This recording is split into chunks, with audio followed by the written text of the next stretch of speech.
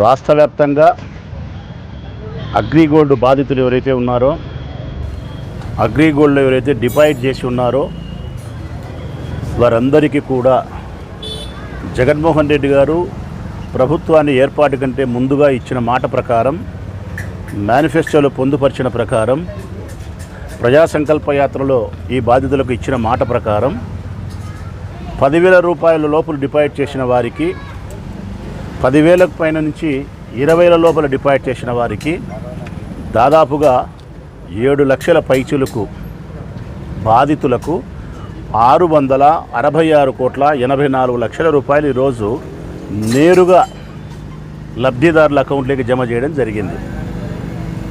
గ్రామ సచివాలయాల ద్వారా ఈ లబ్ధిదారులను గుర్తించి, ఈ బాధితులను గుర్తించి, ఆ గుర్తించిన బాధితులను సిఐడి వారి దృష్టికి పంపించి సిఐడి డిపార్ట్మెంట్ వారు నిర్ధారణ చేసిన తర్వాతనే ఈ 666,84 రూపాయలు అగ్రిగోల్డ్ బాధితులకు ఈరోజు నేరుగా డిపాజిట్ చేయడం జరిగింది. రాష్ట్ర వ్యాప్తంగా ఈ డబ్బు తీసుకున్న బాధితులందరూ కూడా పేదవారు.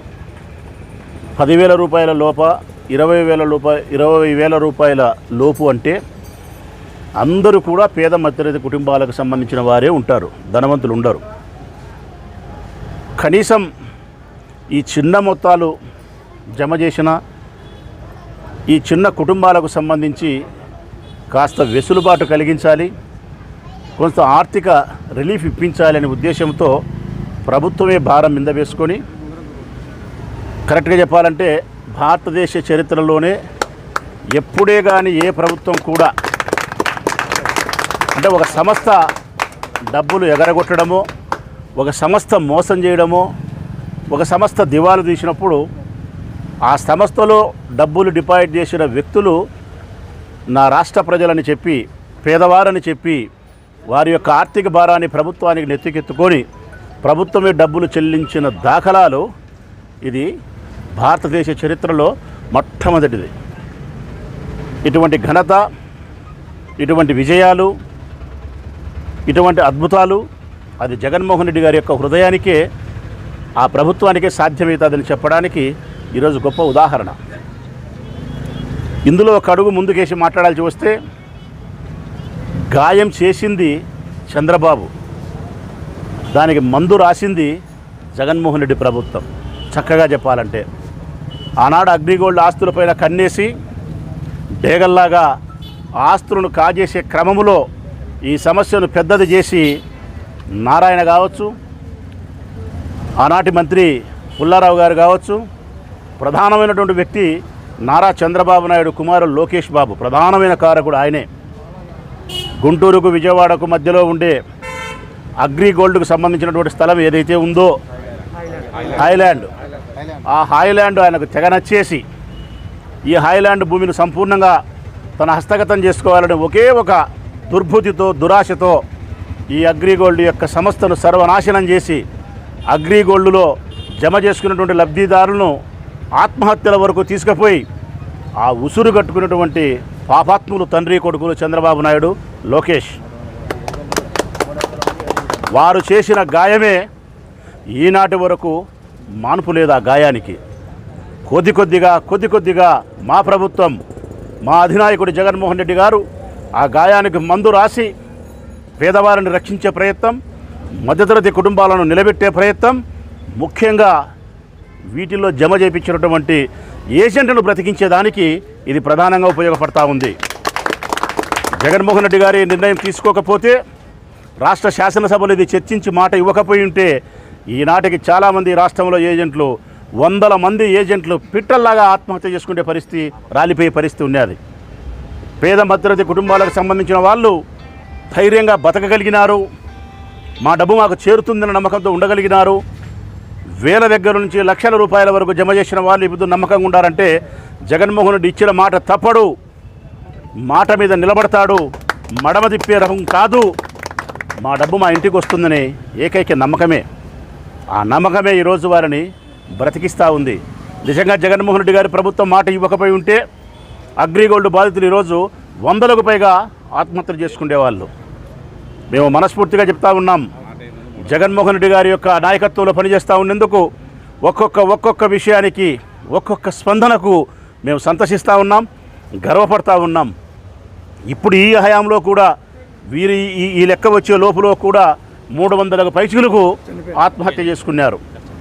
ఒక ప్రభుత్వం సక్రమైన నిర్ణయం తీసుకోకపోతే, ఒక ప్రభుత్వమే ఒక సంస్థ యొక్క డబ్బులు కాజేసే ప్రయత్నం చేస్తే 300 మంది పైచిలకు ఆత్మహత్యలు చేసుకుంటే ఇంతకంటే ఘోరము, ఇంతకంటే నేరము, ఇంతకంటే క్రిమినల్ యాక్టివిటీస్ ఏదన్నా ఉంటాయా?